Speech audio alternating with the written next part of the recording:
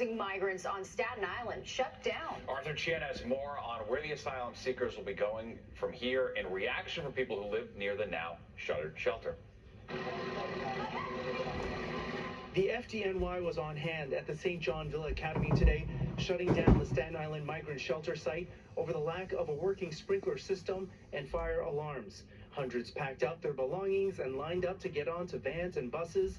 This 30-year-old migrant from Nicaragua arrived in New York 3 weeks ago. He tells us he's afraid because he doesn't know where he'll be going as the weather is getting colder. The shelter opened in August to ugly protests from local residents, sometimes ending up with arrests. It was to house 300, but took in 170. Officials here say they are being sent back to the Roosevelt Hotel, but believe it is the safest solution for everyone. On so many different levels, this was wrong, and what today happened is that people of this community finally got a victory that they deserve. We don't know who they are. They're not vetted.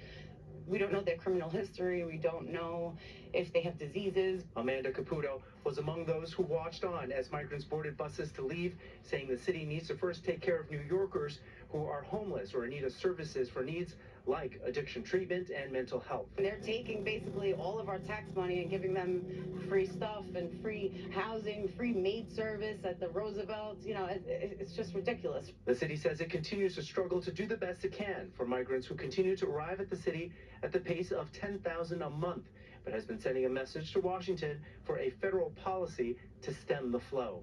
City Hall says each month 10,000 migrants are still coming to New York City, and that while the city is doing its best to accommodate everyone, it continues calling on the federal government to help stem the flow. On Staten Island, Arthur Chien, Fox 5 News.